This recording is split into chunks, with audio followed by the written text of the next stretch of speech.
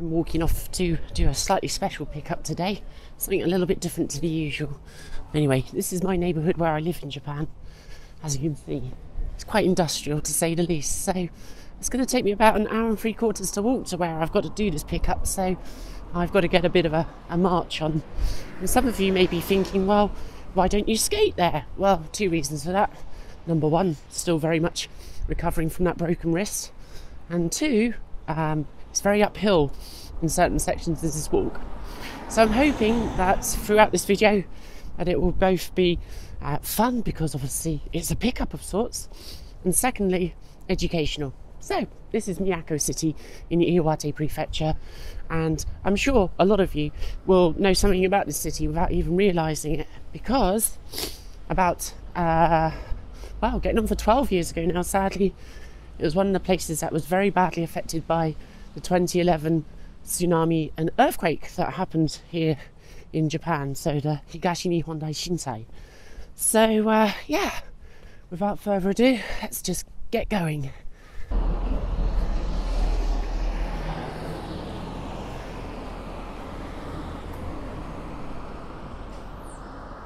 It's called Soke, it's my local neighbourhood, and yeah, this is pretty much where I spend most of my life if I'm not at work. Yeah, it's okay. It's not the most beautiful place in the world, but it's quiet and it's nice. Well, actually, that's a complete lie. Where I live is not quiet at all. But yeah, it's this part of it's all right. There's the local post office. That's where I send out my postcards most of the time to my patrons. And if you follow my manga Future Saviours, there'll be a lot of scenes that will start to seem very familiar before long in the manga, because I've drawn inspiration from many places in the area which I live for the scenes of the manga.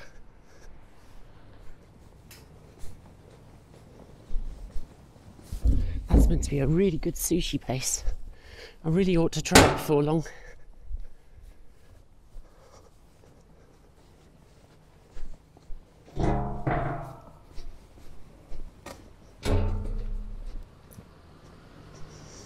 It really is quite an unseasonably warm day here in Miyako.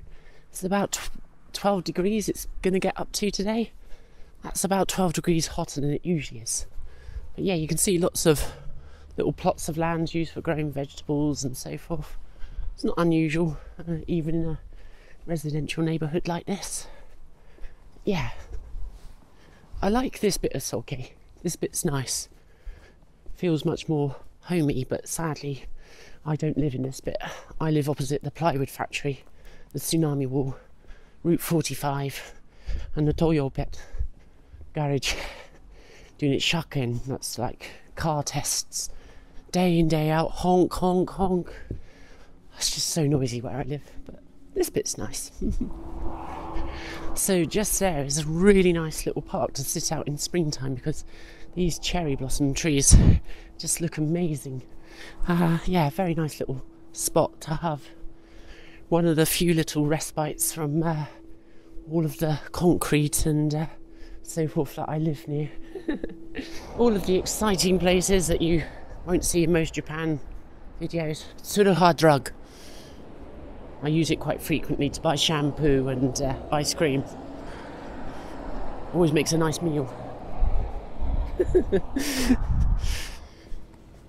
So as we're walking along, you can actually see where they've left markers of what level the water came up to during the tsunami. And there are various signs pointing to how far you are from and to the next safe area of high ground along Route 45 here. This was the main north-south road from Sendai to Hachinohe in Aomori Prefecture, up until very, very recently, as they completed the Sanriku Expressway from Rifu near Sendai all the way through to Hachinohe as of the end of last year. So it has made the road somewhat quieter than it used to be. But yeah, as you can see there's part of the old tsunami defences. But yeah, We've got some fairly famous sights coming up. Let's see if we can catch the green man.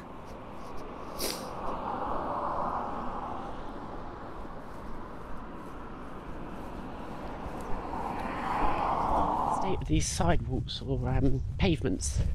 They're doing some work, I think, to remove these big electricity poles that line the road here, so it hasn't been like this since the tsunami. But yeah, this is one of the reasons why, even if my wrist wasn't a problem, skating, it's just so difficult in Japan. Not only do people disapprove of it unless they're winning gold medals in the Olympics, the surfaces where I live are just pretty atrocious, to be honest with you.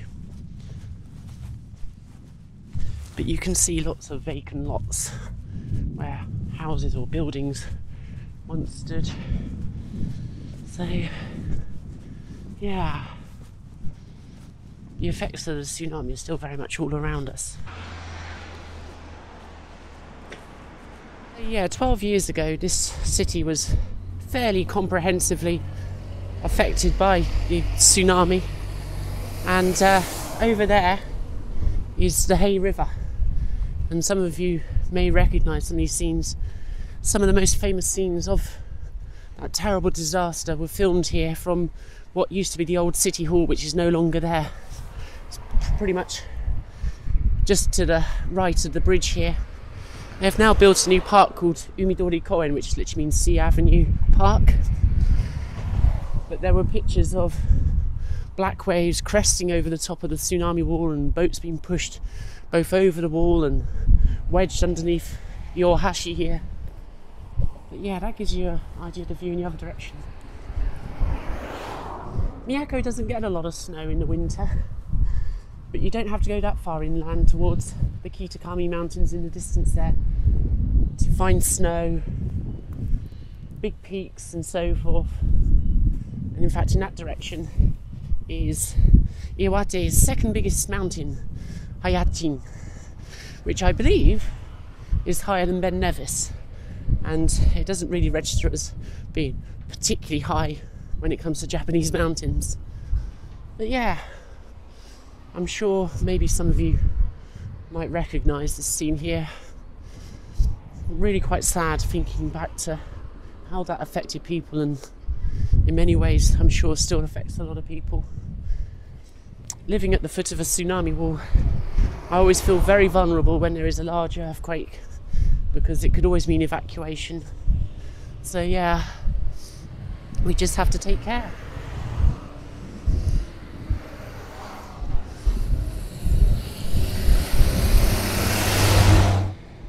So let's take in the view. So the big tower is the NTT building. That's the Japanese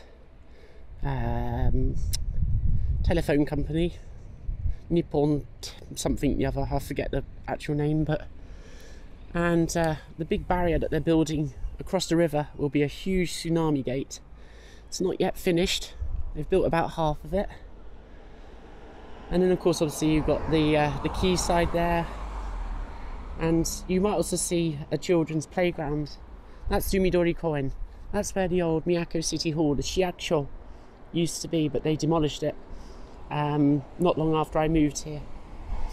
And to the right of it is a large concrete area where there's a basketball net or whatever, court, and that's where I used to go skating before I broke my wrist. But yeah, and the long finger of land that you see directly ahead is the Aomori Peninsula, so that stretches out towards the Pacific Ocean. But it actually comes to an end not far off the headland where the tsunami gate is.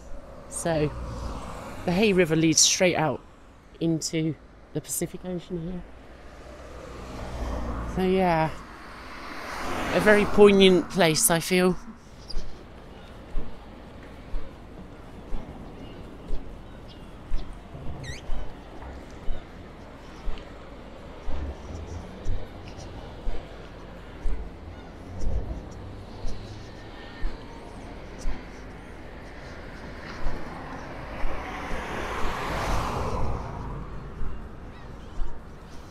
So let's just take a little wander through the park just to see what changes they've made, because I've not been down here since breaking my wrist, and they put these this basketball court of sorts here since that happened. So yeah, let's go and check it out. These towers have been erected as points of reflection to do with the tsunami. There's a bell that you can ring. So you have the Tower of Memory on the far left, the Tower of Repose in the second from the left, the Tower of Tradition on the second to the right, or however you describe that, and last, the tallest, the Tower of Hope. Yeah.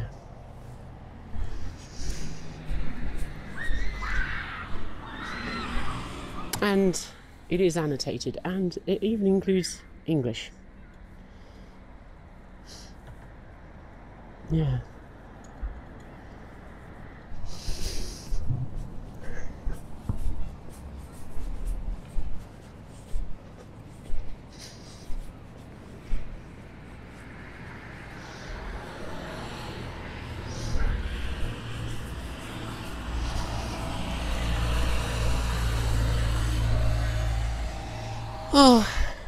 Oh, for the days when I used to skate here.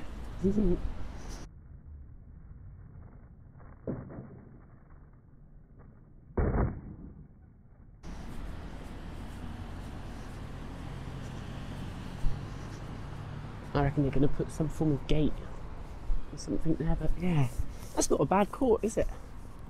Cool. Okay, let's carry on.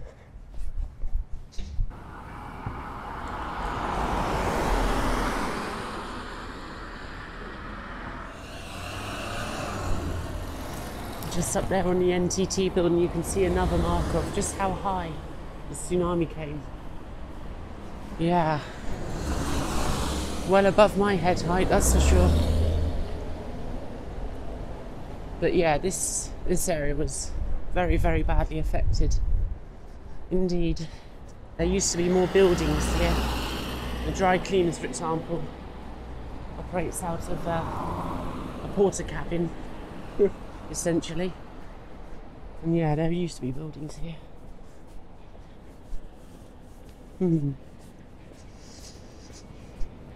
Makes you wonder whether they ever will be replaced.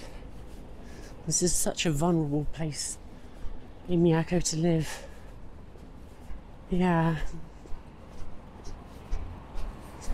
We have now got to trek uphill for quite a distance. Yeah. Off we go. But on the plus side, we will get some really good sights from up here. That gives you some idea of distances away. So Aomori City is 251 kilometres away. But the interesting thing is that the distances on these signs keeps on changing. So I think the further you go up this road, the longer that distance becomes. I don't think they've updated the distances as they've bypassed sections, I guess. Yeah. And you can see there that the tsunami inundation section sign says that we're 110 metres to safety. Yeah. Zen Hole, I think, is how you pronounce that kanji. Either that or it's Maya Hole. So yeah, I hope you found that section of the walk interesting. Gives you some insight into what happened here and sets it in context as to where I live. But yeah, hopefully now we can move on to the more exciting business, the pickup. So I'll explain this a bit more when we actually get there. But this is something that's going to really help me with my life here in Japan to do the things I want. In fact, you can just see there, Tsunami inundation section end. Yeah, it's looking down towards where we've just been. Yeah. So yeah, it's good to get out and get some fresh air because it is meant to rain really heavily from this afternoon onwards. So anyway.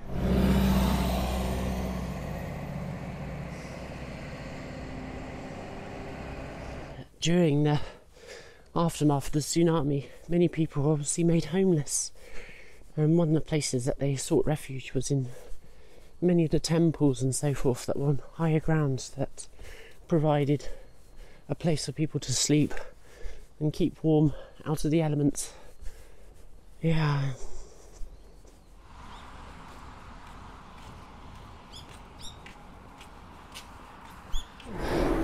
Still a way to go. Yeah, I think you can see why I wasn't going to be skating here, notwithstanding my wrist situation.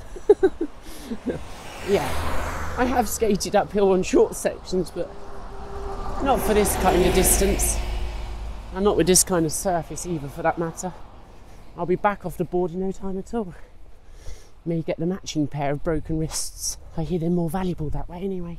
I've got 50 minutes to go roughly. So that should make me bang on time for the pickup, for the exchange, the secret furtive thing that I'm up to.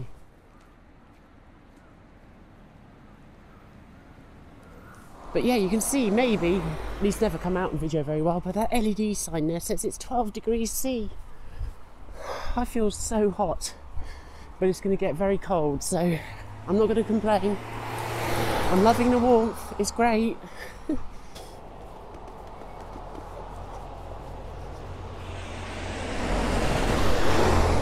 So, I had to take my coat off. It's getting way too warm today.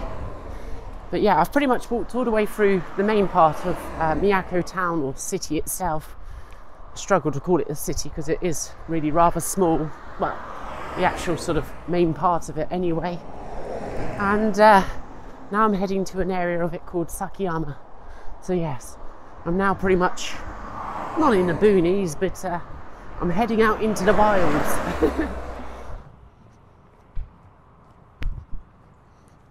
Ooh, burning some wood up there. Smells nice.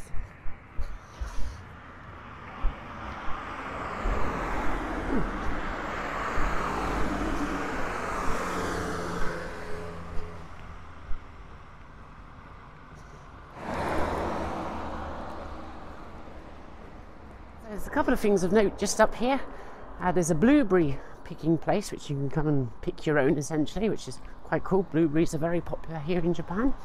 And just over here is my good friend Wakana's ramen place, Okubo. Okay, so should you find yourself in Miyako, please come to Okubo. They do amazing ramen. So, and she's a very kind and good friend of mine. So hello Wakana, if you're watching that is.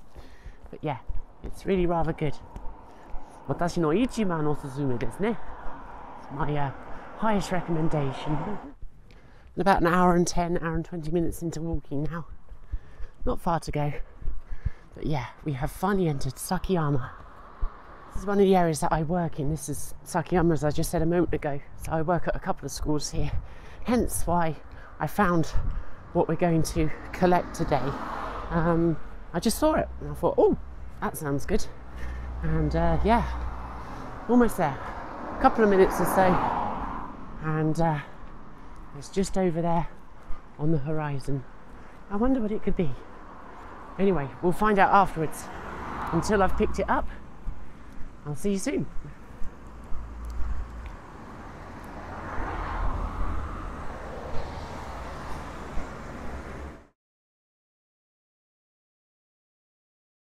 So some of you might be asking, well, what is it you've gone and got? What have you picked up, Vicky? What video game is it? Is it a really good console? Well, let's go and find out. Sorry, I was just doing a bit of sightseeing here. And this is Taro in Iwate on the Sanriku coast. And it's a stunning place. A stunning place with a lot of history. But anyway, oh, I'm walking through a puddle. So what did I pick up, folks? Well, there it is. That was the pickup. I have bought a car. A little minivan. Minicab! So yeah, there it is, folks. That's what I was picking up. This little silver Suzuki Every minivan. It's about 12 years old. Very low mileage or kilometres, about 40,000 kilometers, so I will do the math later. But yeah, this is going to be hopefully a good little camping vehicle. It's going to take me all over Japan. I'm going to have many, hopefully, fun nights sleeping out in the wilds this summer. Should unlock the door really before trying to open it. Yeah, I bought it locally in Miyako. So yeah, I have to say I'm very happy with it. I'm afraid I can't really give you a review like they do on Top Gear or other motoring programs are available because I don't really watch them, but here goes. So no button thing to open the doors, but that's okay. Less to go wrong. So yeah, it's pretty spacious. The seats they're not fabric, they're sort of like got a slightly plasticky feel to them, but they're okay, should be easy to wipe clean. Obviously I've got my CD player and radio there, so that's all the mod cons. Got air conditioning. It's a manual, so that's alright with me. In the UK I only ever drove manual cars, so in fact it was only really in Japan that I started driving an automatic car all the time. And I learnt how to drive an automatic on the first day I got the car by driving to Morioka. Not difficult, but different. It's got a 4-wheel drive, a top speed of, well, who knows? I'm not even going to try. Yeah. Let's take a look in the back. Sliding doors on both sides, so easy access. The bench seat folds down fully into the little well there. So yeah, room for 4 passengers. Ample room in the back, so I can't do it one-handed, especially with my wrist, my right wrist, which is still recovering.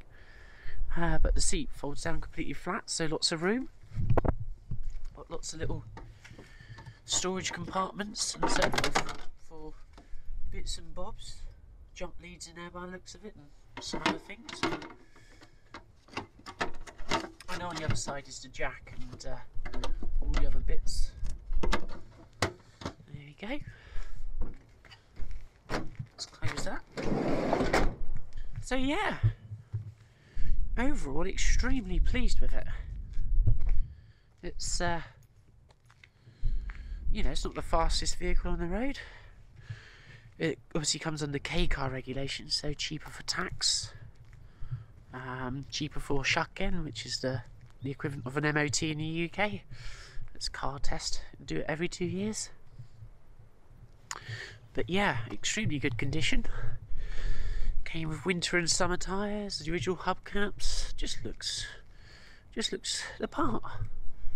So yeah, and yeah, for all you stalkers out there, I now drive an Iwate plate, so that's pretty cool. Quite proud to have that. Iwate has been very good to me. Yeah, and to finish off, because it is absolutely freezing today, it's definitely minus figures. Obviously it all opens up at the back. So yeah, there you have it. So yeah, pretty awesome. So yeah, that is what the pickup was. My brand new car. So yeah, it's with a heavy heart we'll say goodbye to Yuki in about 3 or 4 weeks time. Me and Yuki, the little white Nissan days, have travelled 40,000 kilometres. But yeah, it's time to put some miles on the clock in my own vehicle. So yeah, not really got a name for it yet. It might be Mr. Mouse. But I'm also thinking of calling it Roland, because Roland Rat was one of my favourite characters when I grew up in the UK. And he was a big grey rat. So why not? I think Roland's quite a good name. I'm just going to show you this view. So yeah, so that's Taro down there. And directly ahead you might see a cluster of bigger buildings just in front of the mountain. That's Taro Daiichi Junior High School. So I used to work there for a year. And over on the right you can see a bridge crossing over the valley there, and that's the Sanriku E45 expressway. which was built as part of the program to try and improve the situation up here after the tsunami, make it easier for emergency vehicles to get access when, sadly, inevitably, another disaster occurs up here. But yeah, let's go back to Mr. Mouse or Roland or whatever we're going to call it. Warm my hands up because they're absolutely frozen to the bone, and I'm going to show you a bit of Taro because it has hugely influenced me with Future Saviours. It's what essentially in many ways gave birth to Saki. So yeah, let's move on, and after that on to Hachinohe. So we're now heading down into Taro, having just been up at the Tsunami viewing point, sometimes known as a Tembo Day in Japanese.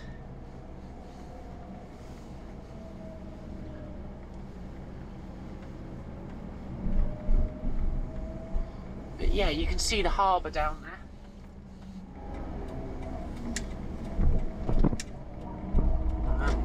This has all been actually made into a road now.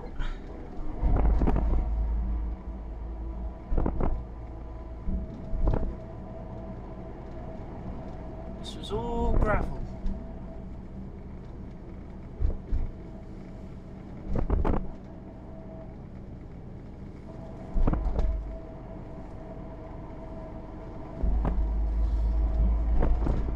That's a freaking huge one, isn't it?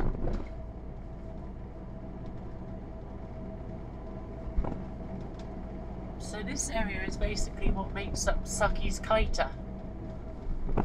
But as you can see, there is no town here. And yeah, well, as you'll find out in the manga, there's a reason for it. The sea took it away. That's a bit of a divot, isn't it?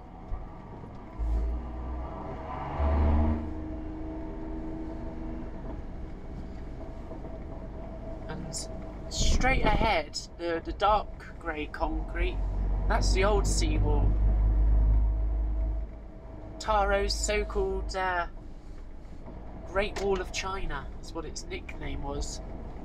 But you can see a stub just on the immediate left there.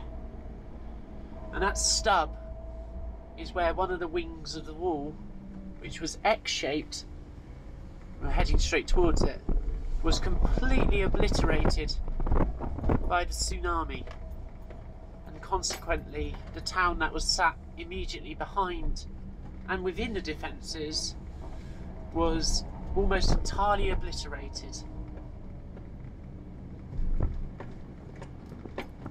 And just on the left here is where one of the access points into the town was, since been filled in. You can see where the 4.5 metre headroom, takasa, 4.5 metres, is signed. Just to the left of it is the name of the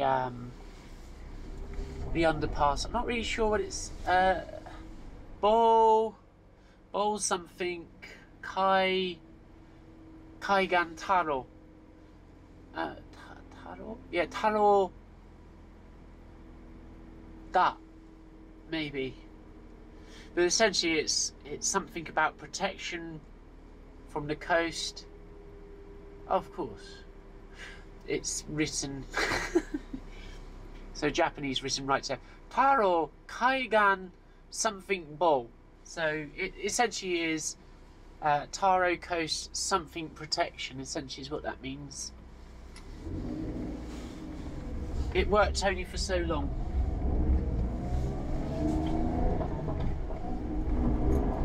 So Taro and Minami Sanriku down in Miyagi Prefecture are the biggest influences on my kaita. There is a real kaita, but it's all the way down in Hiroshima Prefecture. And you can see they've built these huge lunging flyovers and all the rest of it to ascend the huge new tsunami wall. Because one day, it will happen again. And everything you see here will once again be swept away by the sea. It's not a case of if, it's when.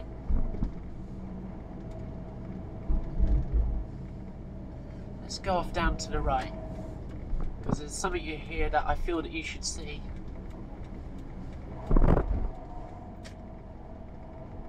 You might begin to see the proper influence for some of the scenes in Future Saviours now, where at the start of it, Saki is skating around the harbour. Yeah. So let's see if we'll jump out here and I'll show you something.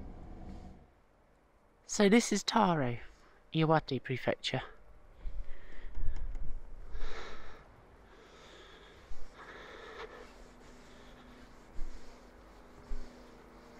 And you can see how it has hugely influenced some of the scenes in Future Saviours, especially with the revision. But I really want to show you this.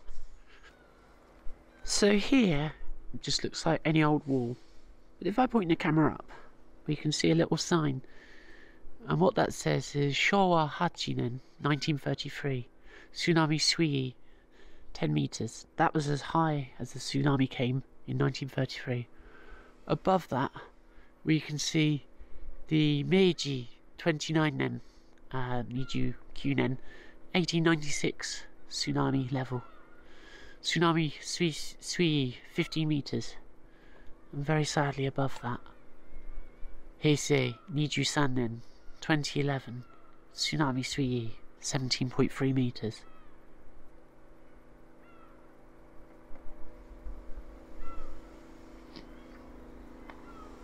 Taro stood no chance.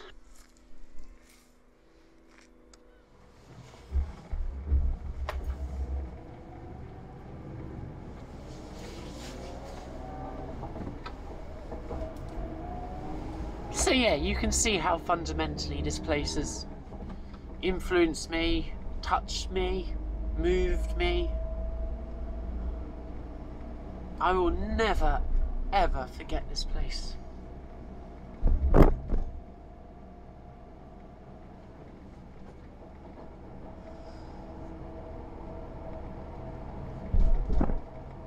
But yeah, you can see directly ahead, there's not a lot here. And of course the reason for that is, of course, sadly, the tsunami. On the left is obviously the major big new tsunami wall, and directly ahead you might see the skeleton of a building, and that's the Taro Kanko Hotel. And it's left as a monument for learning about the tsunami, its power, its destruction. And you can take tours of it. But you can see how high the waves reached up. So yeah, and all around us were houses and buildings and offices and businesses and cafes and all sorts. And now there's nothing. I mean, this would have just been another suburban street. Most of the town has been somewhat rebuilt up on a hill to the right of us. But 2/3 of the population has disappeared since the tsunami. One for very obvious, very, very sad reasons. And others because people have just left. So yeah.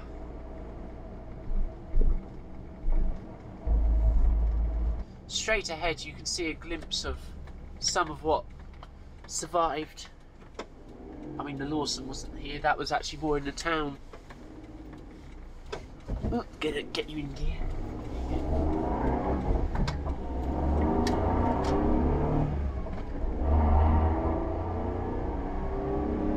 But yeah, a lot of the buildings, not all of them, but a lot of the buildings just down on the left there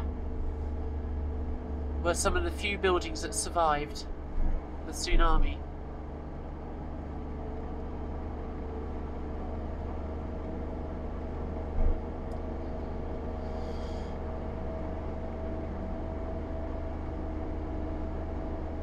And again we can see another reminder of the tsunami safety zone has been reached.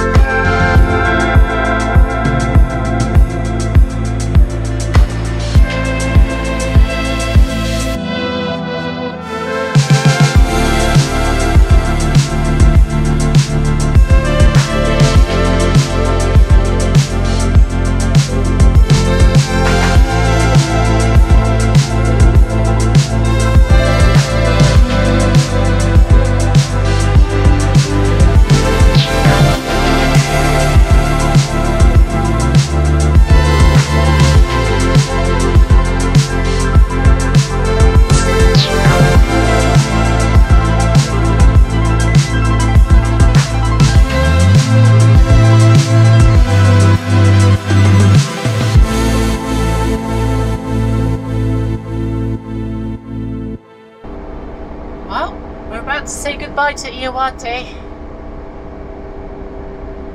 And now we're in Aomori, the northernmost prefecture of Japan's main island Honshu.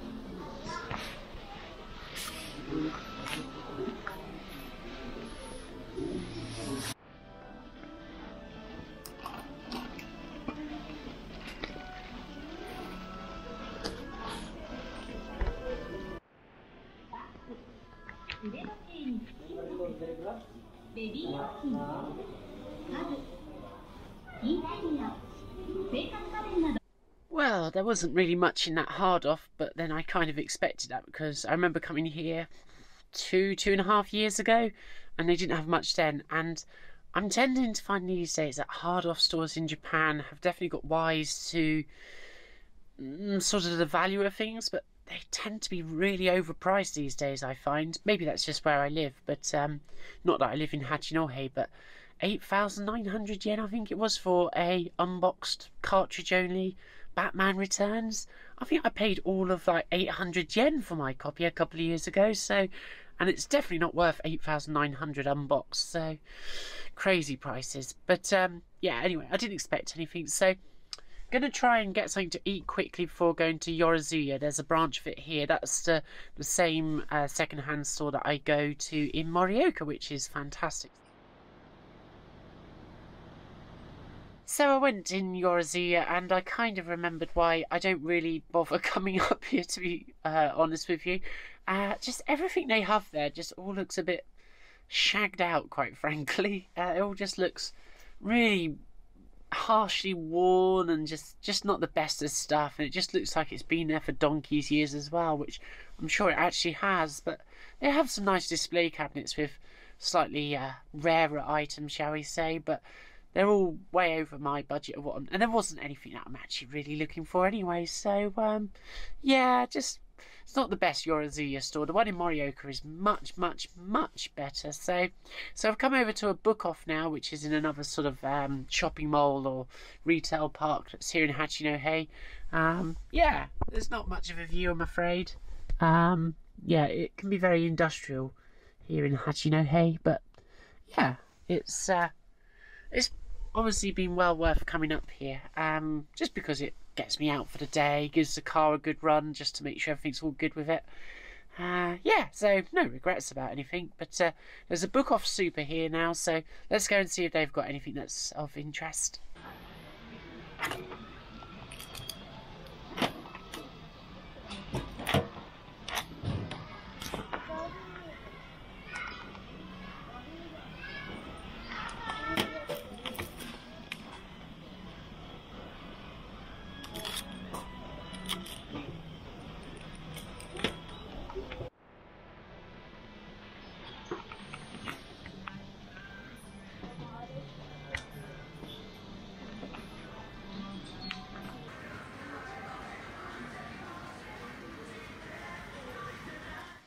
Well, that worked out well. It's really difficult to film in those stores, to be honest with you, when there are kids about and adults and you know, the aisleway or whatever you want to call it. The you know, shop is really busy. It's very difficult to sort of film discreetly in these places and not cause too much of an issue. But anyway, I showed you a little bit of what was there. There wasn't stacks of it. Pretty much what I showed you in the video was what was there.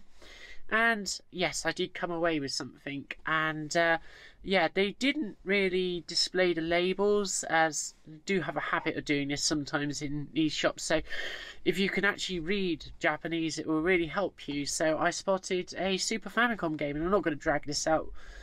Basically it's Knights of the Round. It's a Capcom beat 'em up, set in sort of like the sort of kind of time period of you know, sort of Knights of the Round Table and King Arthur and all of that shenanigans. And yeah, usually this is quite an expensive game. It wasn't the cheapest of Super Famicom games, but I think I picked it up for a bit of a bargain. The cartridge is in fair to middling condition, but most of the colour change on it is actually on the back piece, which can be easily replaced with another substitute cartridge. You know, pick up a cheap crappy pachinko game or something like that, which has got a good back on it in hard off or book off for 100 yen.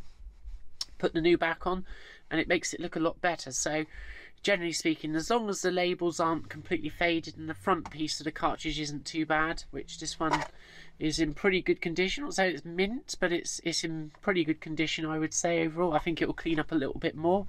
And I paid a grand total of 2,970 yen, including the tax. So these generally go for about twice that price loose, if not a little bit more these days. So this has been pretty much an expensive game ever since I came to Japan. I remember going to a book off in Morioka and seeing a box copy there, and it was in the region of about 10,000 yen about 3 years ago, and it's not dropped in price since. So that pretty much completes what I consider a bit of a trilogy. I don't know why, but there's Magic Sword, which is not really that related to this trilogy, shall we say.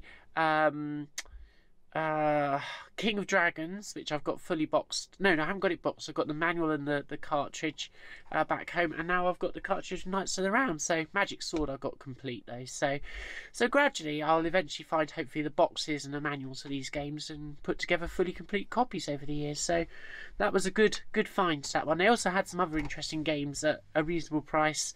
So yeah, but I passed up on those because I'm not in any immediate need of these, and I have never seen this loose cartridge at this price, so it was worth it.